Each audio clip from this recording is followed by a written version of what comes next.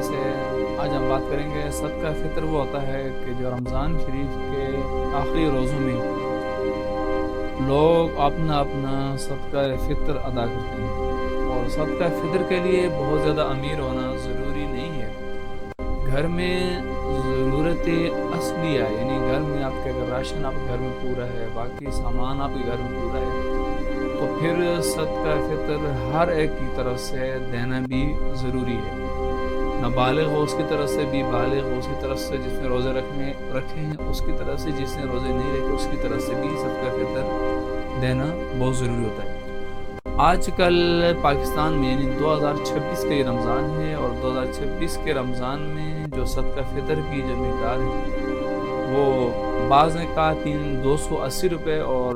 بعض نے کہا کہ 300 روپے، یعنی 300 روپے کے حساب سے آپ نے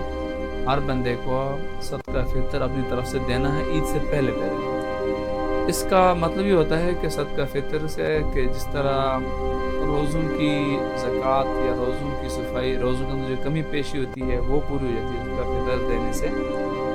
اور اس لیے یہ دی جاتی ہے تاکہ جو غریب لوگ ہیں وہ بھی عید کی خوشیوں میں شریک ہو سکیں، اور عید کی نماز سے پہلے پہلے یہ دینا ضروری ہوتا ہے۔ عید کی نماز کے بعد اگر دیں گے تو یہ عام صدقہ ہوگا، اس کو وہ ثواب نہیں ملے گا آپ کو جو رمضان شریف میں ملنا چاہیے۔ اور صدقہ فطر کے بارے میں یہ ہے کہ آپ کس کو دے سکتے ہیں، کس کو نہیں دے سکتے، اس طرح کہ اپنی اولاد کو آپ نہیں دے سکتے، ماں باپ کو آپ نہیں دے سکتے، اور اپنے دادا دادا نانا نانی یعنی جن سے آپ پیدا ہوئے یا جو آپ سے پیدا ہوئے ہیں، ان کے علاوہ آپ جس کو بھی خاندان میں جائیں، بہن بھائی ہو گیا آپ کے بہن بھائی ہیں آپ کے، اس طرح ان کو دے سکتے ہیں، باقی رشتہ داروں کو آپ دے سکتے ہیں۔ تو 300 روپے کے آپ عام حساب میں گندم کے حساب سے اگر دیں گے تو 300 روپے ہے، اگر آپ اس کو جو کے حساب سے دیں گے تو پھر 1100 روپے ہے،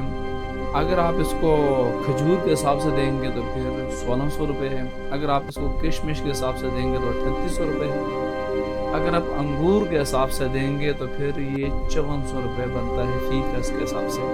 تو فرمایا کہ جو جتنا زیادہ دے گا تو پھر اس کے اجر بھی اتنا ہی زیادہ ملے گا۔ تو لہٰذا اپنی حیثیت کے مطابق صدقہ فطر عید کی نماز سے پہلے پہلے آپ ضرور ادا کریں، ان لوگوں تک پہنچائیں کہ جو اس کے مستحق ہیں۔ اگر آپ صدقہ فطر دیتے وقت بہت زیادہ آپ کے پاس نہیں ہے پیسے، تو بعض لوگ اس طرح کرتے ہیں، خود وہ زکوٰۃ صدقہ فطر لے رہے ہوتے ہیں اور کسی سے لے کر اپنے ساتھ دوسرے کو دے دیتے ہیں، یہ بھی مناسب نہیں۔ اگر آپ کے پاس نہیں دے سکتے آپ، تو پھر آپ خود مستحق ہیں، تو پھر آپ کسی کو نہ دیں۔ اور اگر آپ کے گھر میں ضرورت اصلیہ جتنا سامان ہے، یعنی کہ آپ کے گھر میں سامان وغیرہ موجود ہے،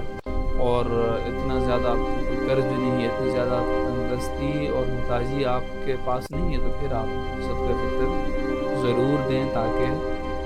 غریب لوگ جو ہے وہ عید کی خوشیوں میں شریک ہو سکیں۔